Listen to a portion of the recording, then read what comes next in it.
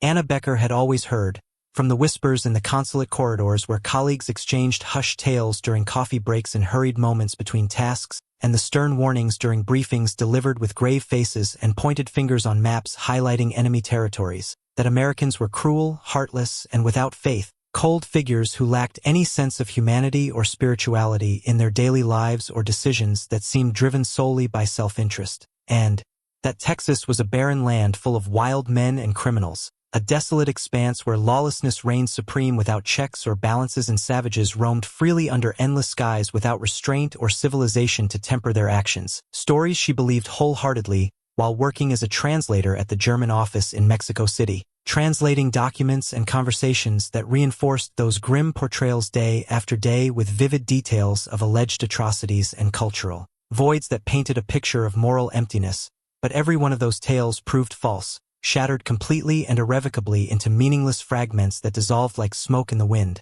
The day their transport truck broke down on a scorching, dusty road outside Camp Segoville in August, the air shimmering with intense heat that made the ground itself seem to waver like a mirage in the desert, distorting distances and shapes, with 40 women packed tightly in the back like sardines in a sweltering can, enduring the oppressive closeness and rising temperatures that built layer upon layer of discomfort, their bodies pressed together in uncomfortable proximity that amplified every beat of sweat rolling down skin and sigh of discomfort escaping parched lips, guards clutching rifles nervously with sweaty palms slipping on grips and anxious expressions etched from the strain of duty in such conditions far from their usual posts, everyone miserable under the blazing sun that beat down, relentlessly without mercy or pause, casting harsh shadows and unrelenting glare, turning the truck into an oven of suffering and exhaustion where breaths came short in shallow gasps and visions blurred from dehydration and fatigue, until an old blue pickup with a dented side pulled up suddenly beside them, kicking up a small cloud of dust as it halted with a crunch of gravel under tires scattering pebbles in its wake,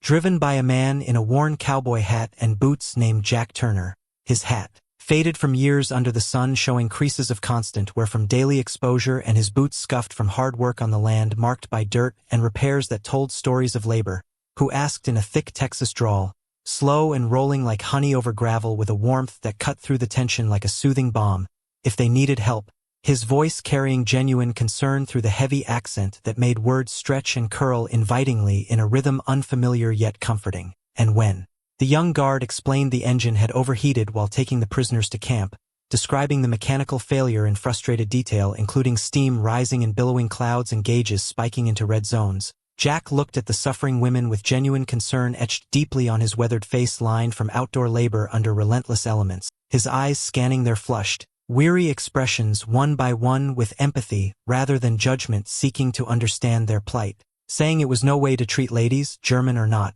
because the heat could harm them seriously, potentially leading to heat stroke or worse in such oppressive conditions that drained strength rapidly, leaving bodies weak and minds foggy. So he offered cold water and shade at his nearby ranch while the truck cooled, proposing a practical solution to ease their immediate torment with no expectation of thanks or reciprocity. And though the guard hesitated, pausing with uncertainty and glancing at his superior's protocols written in manuals back at base detailing procedures for enemy aliens, reminding him these were enemy prisoners under strict custody requiring vigilance at all times without exceptions, Jack calmly replied they just looked like hot, thirsty women desperately in need of relief from the unrelenting blaze that scorched skin and sapped energy, and the war was nearly over anyway, its end in sight, diminishing the need for such rigid enmity that had defined interactions for years of conflict. So 20 minutes later, Anna stood on his ranch porch sipping the coldest, sweetest water she'd ever tasted, the liquid refreshing her parched throat like a lifeline from heaven, cascading cool relief through her entire body, revitalizing every cell.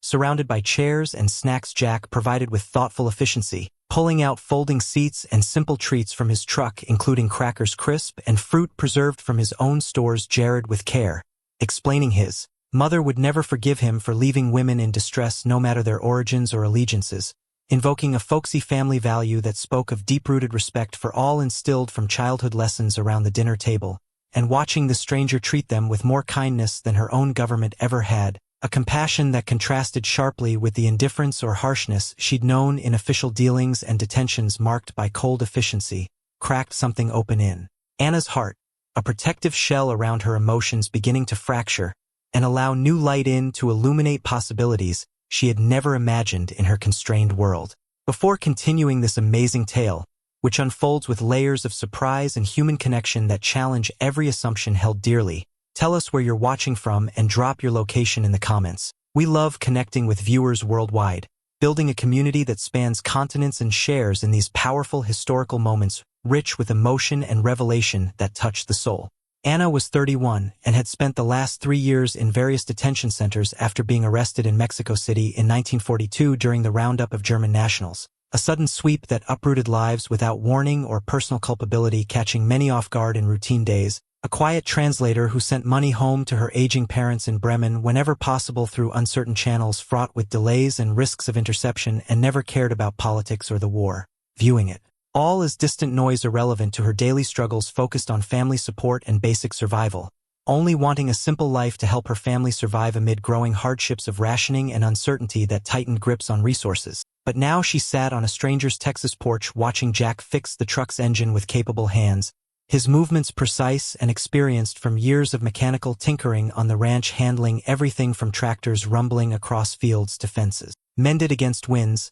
Unable to match this kindness with everything she'd been taught, the propaganda and fears clashing violently with the reality before her eyes in a cognitive storm that swirled doubts and revelations. So she quietly asked the guard Morrison if Jack was always so helpful to strangers, her voice soft and accented with curiosity overriding caution in the moment of wonder that suspended disbelief, and he shrugged, saying that's just how people are in Texas, helping each other. Even if they're German, a casual regional pride in neighborly aid that transcended borders and badges, because most folks can separate a person from their government since she hadn't attacked anyone personally or borne responsibility for the conflict's atrocities carried out by distant leaders in far-off offices. And when Jack returned with cool water and clean cloths for the women to freshen up, something they hadn't had properly in days amid the deprivations of travel and prior camps where hygiene was a luxury rationed sparingly, Greta boldly asked why he was being nice to enemies, her tone defiant yet probing for underlying motives hidden beneath the surface generosity that seemed too good to be true,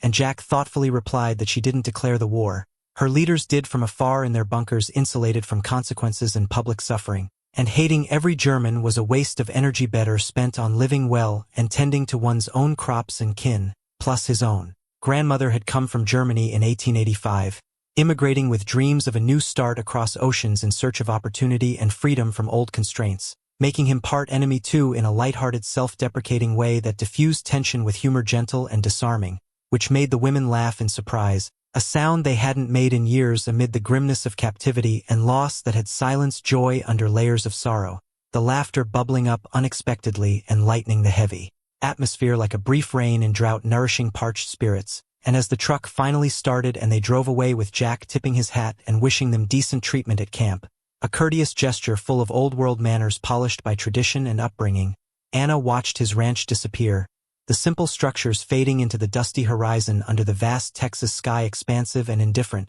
stunned because after 18 months in America, all behind fences that restricted every movement and view to barbed wire twisting coldly and guards patrolling relentlessly. Her first real contact with a civilian had been pure kindness untainted by suspicion or agenda that sought advantage, creating a confusion that shook her world, appending her preconceptions and planting seeds of doubt about all she'd been told that began to sprout in quiet moments of reflection during the bumpy ride. Camp Segoville surprised Anna in ways she never anticipated, defying the dark expectations built from rumors circulating like ghosts. She expected brutality reminiscent of the harshest tales whispered in detentions with lowered voices, but found boredom mixed with unexpected comforts that softened the edges of confinement in subtle yet meaningful ways, easing the daily grind, housing about 300 German women mostly taken from Latin America in similar sudden internments that disrupted established routines and scattered families, with clean if simple barracks scrubbed daily and arranged in orderly rows to maintain hygiene and structure amid chaos.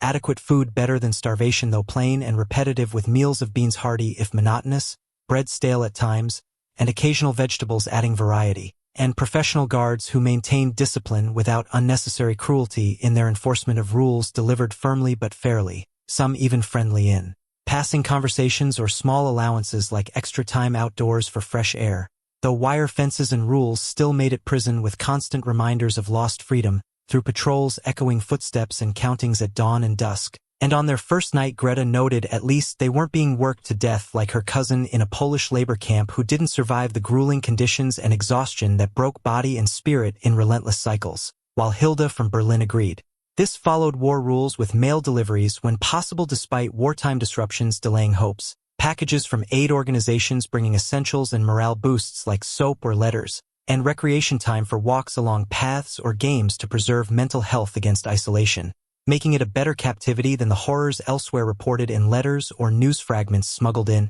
and the camp assigned light jobs like kitchen duty, preparing meals in shifts to foster routine and contribution, laundry, washing clothes by hand in large tubs with soapy water splashing, gardening, tending plots of earth with tools provided dull but functional, or simple crafts producing non-military items to occupy minds and hands productively in creative outlets, to keep them busy and teach post-war skills that might prove useful in rebuilding lives wherever they landed in uncertain futures. So Anna worked in the garden where local volunteer farmers, mostly older ranchers with sun-leathered skin toughened by elements and vast experience accumulated over decades of trials and triumphs, helped with Texas crops suited to the harsh climate of droughts stretching long and floods sudden. And there she met Jack again, who recognized her from the breakdown with a flash of recollection in his eyes lighting up warmly like recognition of an old acquaintance, and explained he was volunteering to teach about local planting techniques passed down generations from fathers to sons in oral traditions, warning the officer that scheduling crops in summer heat would kill them outright as the soil baked hard and plants withered without mercy in scorching days,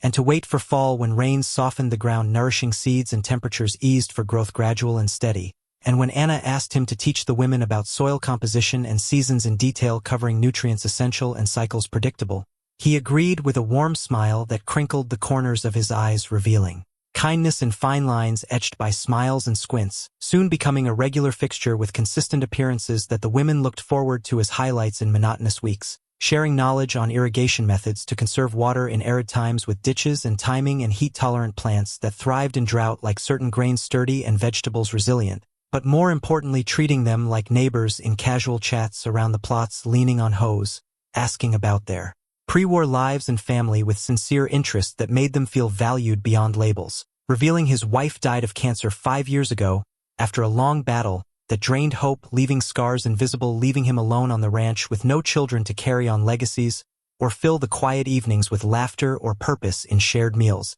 And when Anna shared she hadn't heard from her parents in Bremen for 2 years, due to disrupted communications from bombings shattering lines and blockades, sealing borders, a shared loneliness sparked recognition between them like a quiet understanding of mutual isolation in vast worlds, separated by oceans and circumstances, leading Jack to admit he came out of curiosity to see if they matched the bad propaganda circulated in newspapers with caricatures and lies designed to inflame but found scared people far from home who didn't deserve extra suffering on top of their plight already heavy with worry and homesickness, calling it very American in a proud yet humble tone that reflected core values of fairness and individualism, which made Anna smile and feel seen as a person with her own story full of nuances and dreams, not a prisoner defined solely by nationality or circumstance that stripped individuality in uniform treatment. Greta noticed the subtle shifts in glances lingering in tones softening and teased in German that Jack liked Anna, seeing how he looked at her with respect that went beyond duty or politeness into genuine admiration for her quiet strength.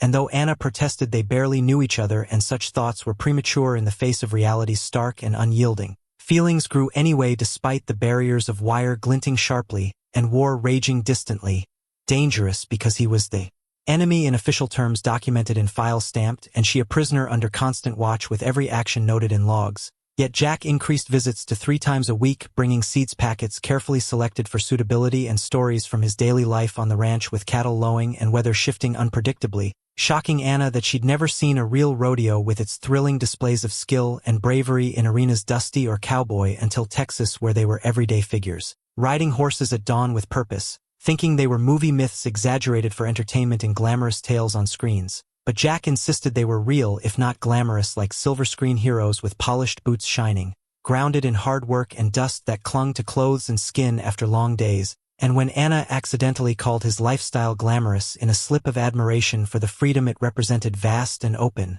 blushing deeply and mixing languages when nervous as words, tangled in her mind from emotion surging, Jack softly said he liked her German because it was pretty with its melodic rhythms and unfamiliar cadence that sounded like music to him, evoking distant lands, creating a charged moment where the garden faded into background noise of birds chirping and wind whispering through leaves, and Anna whispered they couldn't do this amid the risks and divides that could lead to punishment severe or separation abrupt. But when Jack suggested stopping visits to avoid complications that might arise from oversight keen and reports filed, she grabbed his arm, begging him not to, with urgent desperation in her grip tightening, admitting if he kept coming he might fall for someone unavailable due to the fences towering and war separating worlds irreconcilably. And he honestly replied it didn't matter how little they knew each other because the feeling was there, strong and undeniable, pulling like gravity, inexorable, shattering the moment only when work ended, with the guard's call to return echoing across the field authoritatively. But that night barracks gossip buzzed, with women noticing their connection through stolen glances, fleeting yet meaningful, and prolonged talks that lingered beyond necessity,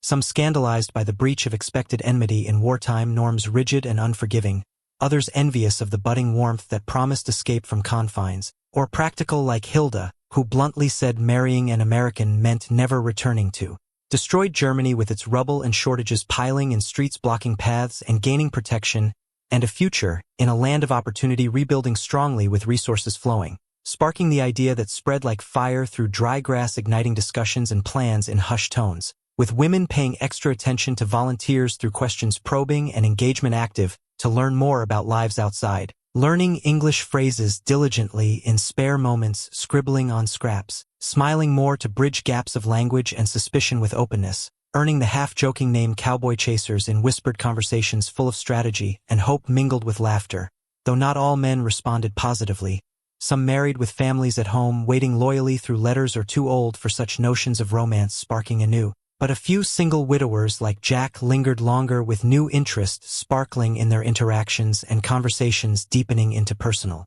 territories. If this tale of connection across enemy lines, bridging divides with simple humanity that defies hatred ingrained, inspires you deeply in your core, resonating long after, subscribe now to hear more untold World War II stories of real humanity that reveal the heart beneath the headlines, often overlooked in textbooks, dry and distant. The camp leader noticed the increasing friendliness through reports detailed and observations from guards and volunteers alike, noting patterns, and warned volunteers to keep professional distance to avoid impropriety that could complicate operations or reputations in official eyes scrutinizing closely, leaving Jack troubled next visit with a furrowed brow, deepening and heavier steps that spoke of inner conflict, weighing decisions, explaining the rules felt stupid because they were just talking openly about life experiences, and treating birthplaces as threats was wrong, especially with war ending and peace on the horizon, bringing new beginnings, tentative, vowing to keep coming regardless because Anna made him feel less lonely after thinking he was done with feelings post his wife's death that had left a void for years, echoing in empty rooms and silent nights.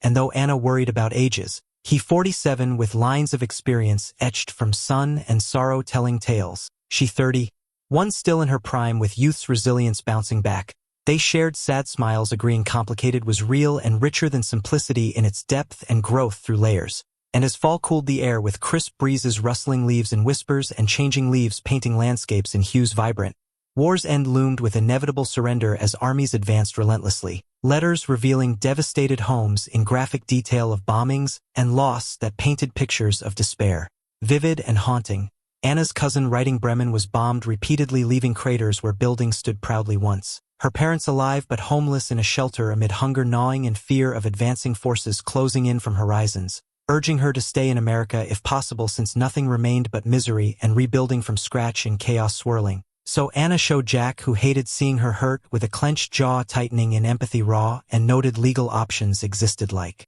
marriage to an American for residency through established immigration paths outlined in laws, complex yet navigable. Though Anna fiercely refused to use him as a mere ticket to safety without heart genuine. Yet around them cowboy chasers grew bolder, asking about sponsorship directly in hopeful conversations laced with urgency pressing. Some men fleeing from the intensity to avoid entanglements emotional, others flattered by the attention, warming to possibilities unforeseen, a few interested in genuine possibilities beyond convenience, superficial. With Greta predicting at least 5 camp marriages by war's close based on observations keen, and admitting her own talks with library volunteer Tom, a kind widower with a gentle demeanor soothing and manner calm, could be love or survival. Same thing in desperation when options were scarce and time short, ticking away. prompting Anna to wonder if love could grow from need like a plant in poor soil pushing through rocks stubbornly, keeping her awake, pondering Jack's gentle ways in handling tools with care, precise and words with thought measured, and whether survival could transform into true partnership built on mutual respect and daily efforts compounded. Jack wrestled too with inner turmoil that showed in quiet moments of pause,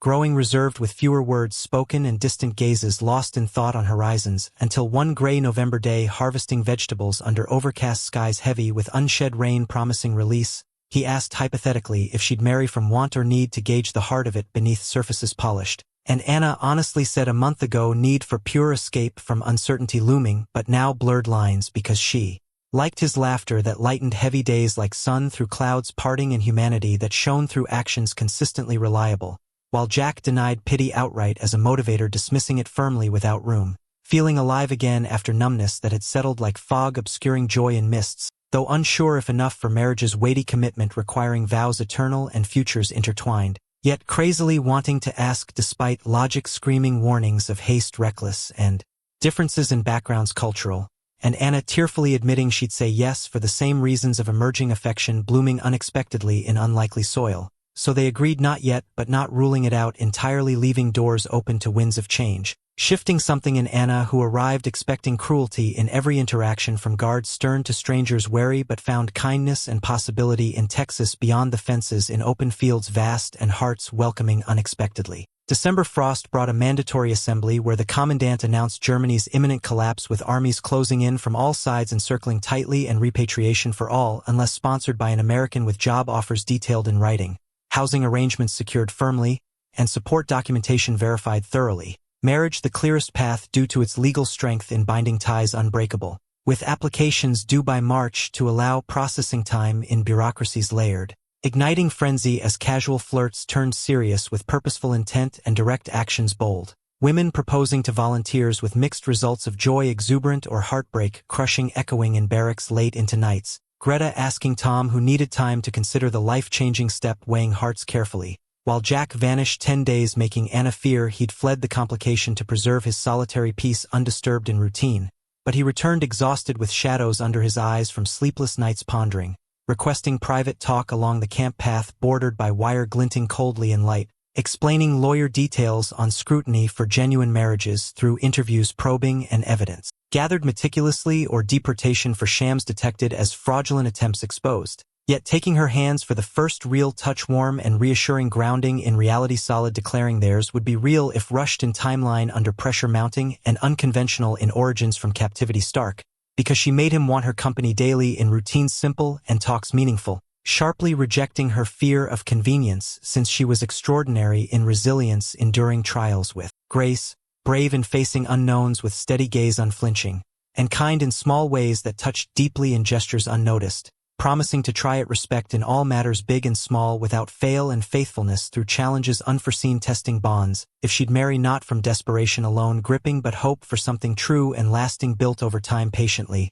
And Anna, seeing the man who showed kindness in her darkest time of uncertainty swirling, and offered partnership as equals, in decisions shared, whispered yes with trembling voice full of emotion raw, sharing a tentative kiss like coming home to a warmth long missed and newly found enveloping. The following 3 months blurred with endless paperwork filling forms in triplicate with meticulous details repeated, separate interrogations proving genuineness through consistent details matched perfectly without discrepancy. Jack acing questions on her favorite color blue like ranch skies vast and open stretching infinitely without end, loving barbecue smoky and new with flavors bold tantalizing, but missing German bread hearty and familiar from childhood evoking memories, marrying because she made him happy in profound ways, lifting spirits soaring and resilient against adversities, standing firm unyielding, earning approval after thorough review by officials satisfied with authenticity, unlike Greta's denied for insufficient history, lacking depth in shared experiences over months brief,